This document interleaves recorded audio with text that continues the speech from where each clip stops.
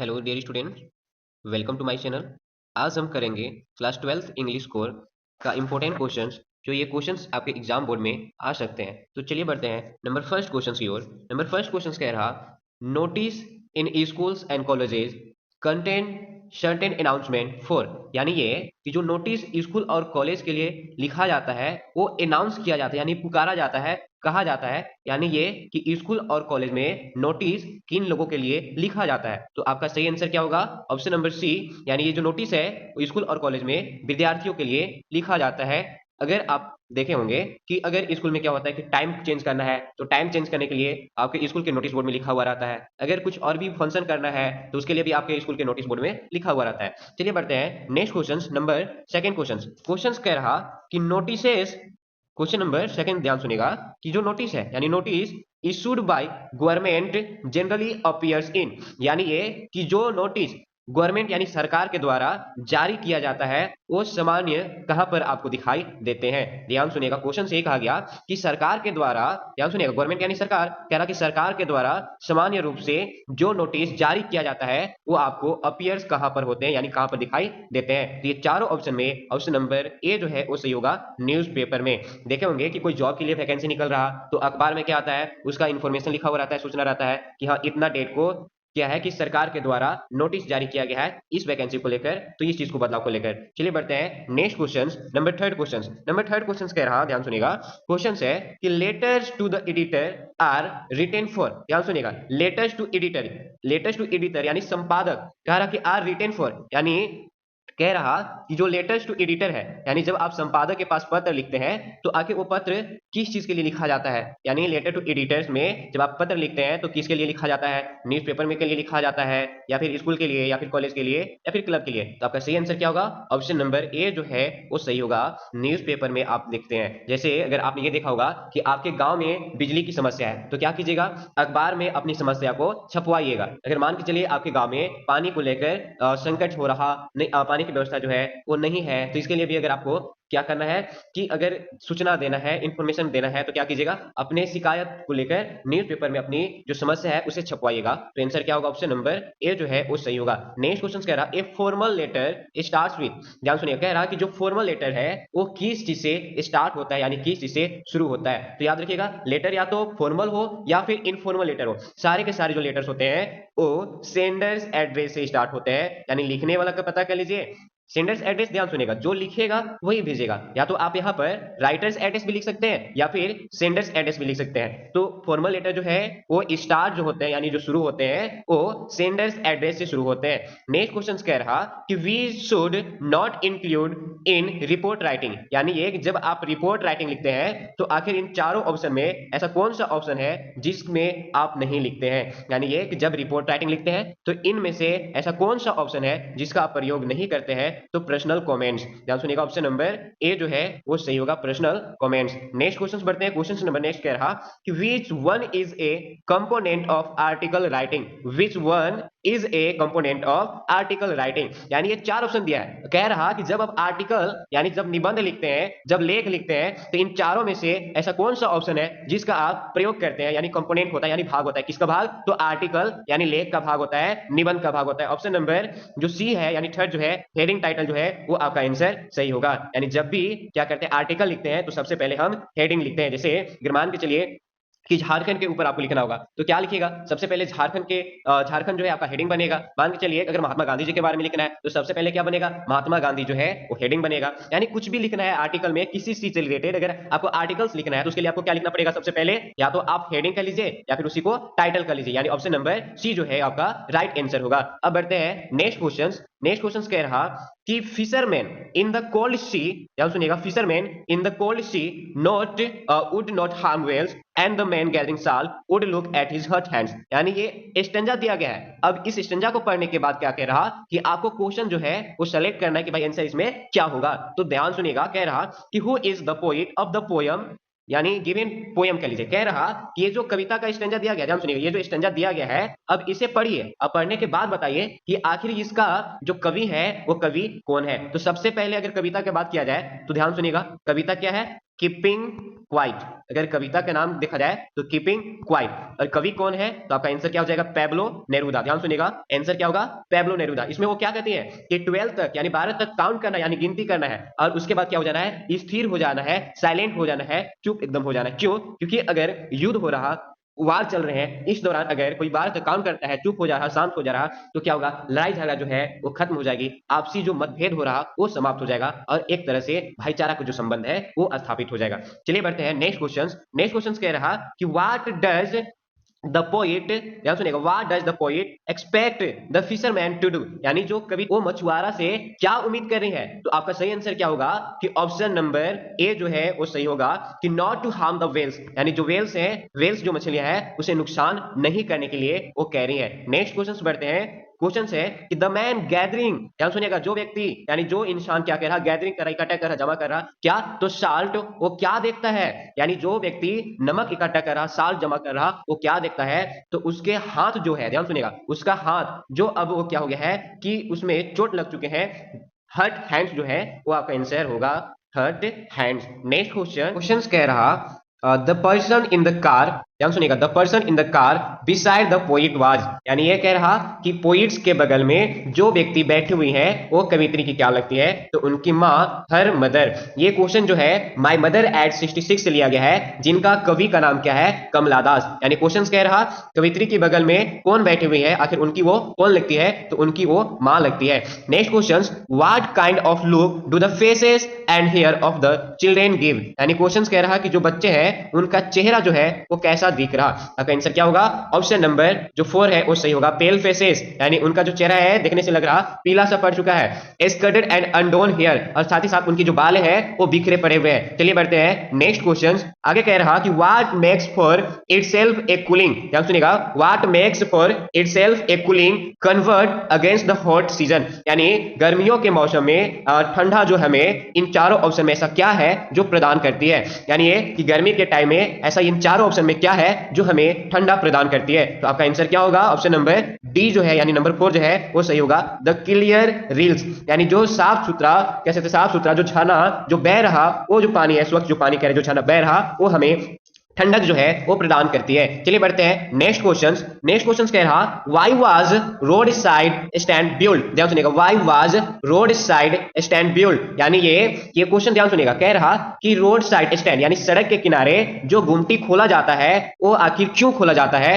क्यों लोग सड़क के किनारे अपना गुमटी खोले हुए रहते हैं? तो आंसर क्या होगा? टू अर्न मनी, यानी कुछ पैसा जो है वो कमाने के लिए उन लोग सड़क के किनारे क्या करते हैं? गुमटी खोलकर बैठे हुए रहते हैं। Next question, What is Aunt Jennifer's doing with the wool, कह रहा कि जो आंट जेनिफर्स है, ध्यान सुनिएगा, आंट जेनिफर जो है वो उल के साथ यानी ऊन के साथ क्या करती है? तो आंसर आपका ए सही होगा, and number first, she is embroidering A wall panel, यानी वो क्या करती है कि उस ऊन के साथ वो कढ़ाई करती है। नेक्स्ट क्वेश्चन कह रहा कि for how many years, for how many years did M Hamel serve the school. अब ये क्वेश्चन जो है वो आपका द लास्ट लेसन से लिया गया है, जिनका ऑथर अल्फोंस डुडेंट है और उनका बचपन का नाम लिटिल फ्रेंच यानी फ्रेंच है।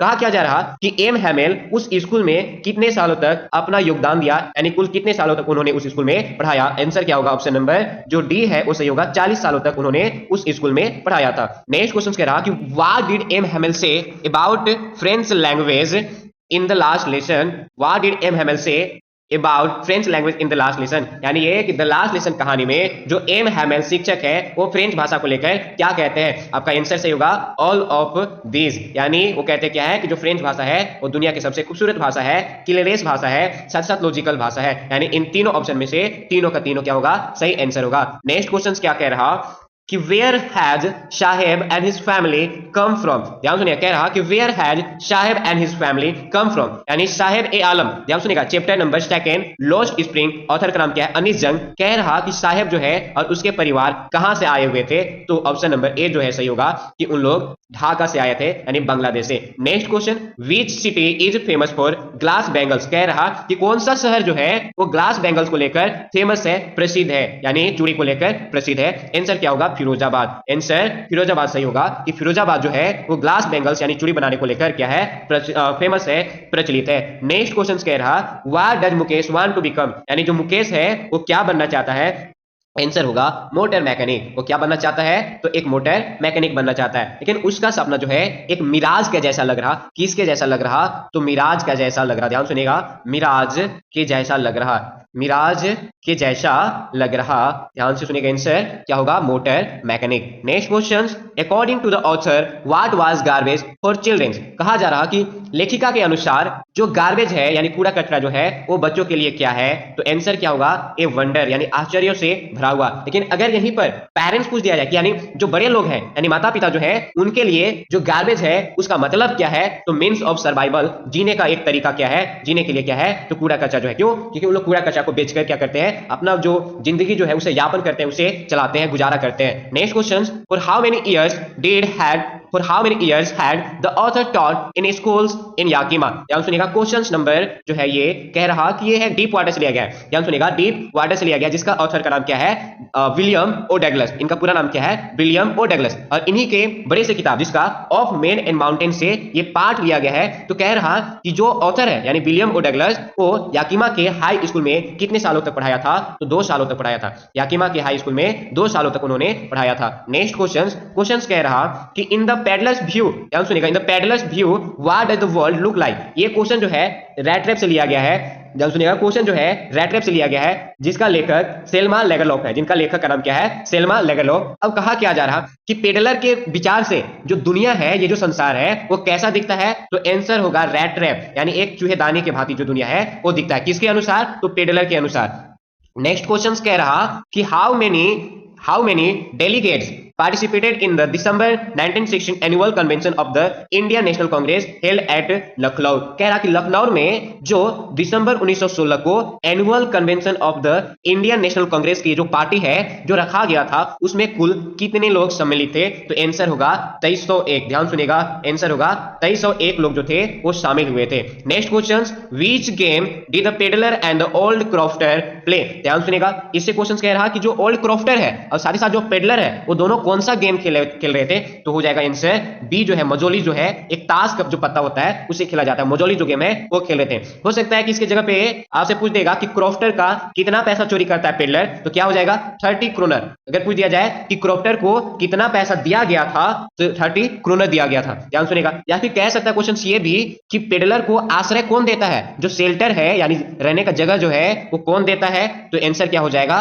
ओल्ड मैन कह लीजिए या फिर क्रॉफ्टर कह लीजिए। नेक्स्ट क्वेश्चन कह रहा कि पेनकेक्स, ध्यान सुनिएगा, ये आपका क्वेश्चन कह रहा कि pancake was the brand name of. जो पेनकेक है वो ब्रांड नेम है, आखिर किसका ब्रांड है? तो आपका आंसर हो जाएगा मेकअप मटेरियल, यानी आंसर क्या हो जाएगा? जो मेकअप मटेरियल जो है उसका ब्रांड का नाम क्या है? तो पेनकेक है। Next question, who has written the novel the name of the rose. ध्यान सुनिएगा, the name of the rose ये एक नोबेल का नाम है, लेकिन कह रहा कि नोबेल जो है किनके द्वारा लिखा गया है? तो आंसर हो जाएगा अम्बर्टो इको के द्वारा लिखा गया है। अम्बर्टो इको के द्वारा। कब? तो नोबेल्स हो गया वो जब खाली समय रहता था तब लिखा करते थे। क्यों? क्योंकि वो एक प्रोफेसर थे।